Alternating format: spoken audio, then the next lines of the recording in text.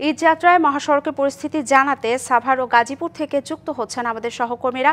প্রথমেই চলে যাব সাভারে। ঈদ যাত্রায় নবীনগর চন্দ্রা মহাসড়কের পরিস্থিতি জানাতে যুক্ত হচ্ছেন সহকর্মী শফি মাহমুদ। শফি, মহাসড়কে যানবাহনের চাপ কেমন দেখছেন এবং কোথাও যাত্রীদের কোনো অভিযোগ পেয়েছেন কিনা জানাবেন। এই মহাসড়কটি যেহেতু আসলে এই মহাসড়কটি দিয়ে উত্তরবঙ্গের 22 জেলার অনেক যাত্রী চলাচল করে, এই কারণে এই মহাসড়কটিতে কিন্তু যানজটের একটি আশঙ্কা শুরু থেকেই ছিল। তবে আমরা দেখতে পেয়েছি যে প্রশাসনের উদ্যোগে যেহেতু এই সড়কটিতে আমরা পুলিশের পাশাপাশি সেনাবাহিনীর সদস্যদেরকেও দেখতে পেয়েছি যে এখানে তারা কাজ করেছেন সড়কের পরিস্থিতি স্বাভাবিক রাখতে। তো শেষ মুহূর্ত পর্যন্ত বলতে গেলে এখন পর্যন্ত এই সড়কটিতে কোথাও আসলে যানজট দেখা যায়নি। গত 2 দিন এই সড়কটিতে যাত্রী এবং পরিবহন দুটোরই চাপ বাড়তি ছিল।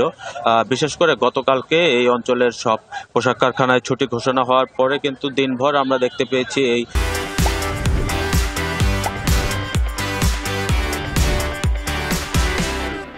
ঢাকা রিচা মহাসড়কে এবং নবীনগর চন্দ্রা মহাসড়ক দুটিতেই যথেষ্ট পরিমাণ যাত্রী এবং পরিবহনের চাপ ছিল।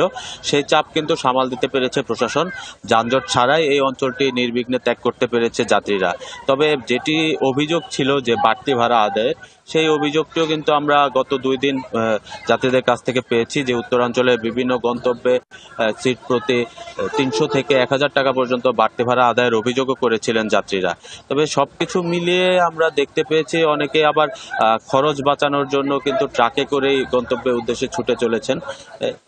এভাবেই আসলে এই অঞ্চলে যারা ছিল তারা সকলেই চেষ্টা করেছেন ঈদের ছুটিতে বাড়ি ফিরে পরিবারের সাথে ঈদ করার জন্য, এবং সেই ঈদের যাত্রাটি এবার কিন্তু সাভার অঞ্চলে অনেকটাই স্বস্তিদায়ক হয়েছে। শফি, ধন্যবাদ আপনাকে। এবার আমরা চলে যাব গাজীপুরে ঢাকা ময়মনসিংহ ও ঢাকা টাঙ্গাইল মহাসড়কের পরিস্থিতি জানাতে গাজীপুরের রাজেন্দ্রপুর চৌরাস্তা থেকে যুক্ত হচ্ছেন সহকর্মী মাহমুদা শিকদার। মাহমুদা, আপনাদের ওখানে সড়কের যানবাহনের চাপ কেমন দেখছেন জানাবেন।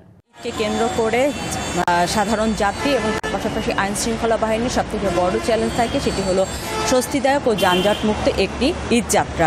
কিন্তু এবার প্রশাসন এই ঈদ যাত্রাকে সত্যি চ্যালেঞ্জ হিসেবে গ্রহণ করেছে এবং এই ঈদ যাত্রাটিকে স্বস্তিদায়ক এবং যানজট মুক্ত করেছে।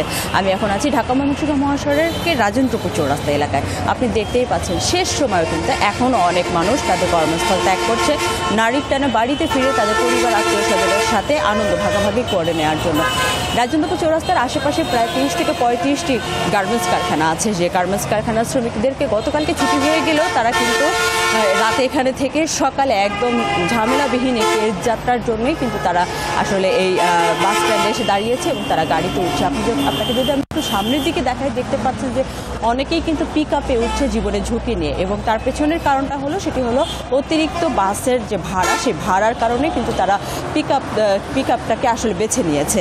গতকালকে গাজীপুর মেট্রোপলিটন পুলিশের পক্ষ থেকেও কিন্তু আমরা একটি অভিযান দেখেছি যে এই অতিরিক্ত ভাড়া যাতে সাধারণ যাত্রীদের কাছ থেকে নিতে না পারে, সেই কারণে কিন্তু বাসে বাসে তারা তল্লাশি এবং যাত্রীদের কাছ থেকে এই ধরনের অভিযোগ আছে কিনা সেটা শুনেছে, এবং যদি কেউ অভিযোগ করেছে তাহলে যেটা ন্যায্য ভাড়া সেই ন্যায্য ভাড়াটা রেখে অতিরিক্ত যে ভাড়াটি সেটা তাদেরকে ফেরত দেওয়া হয়েছে।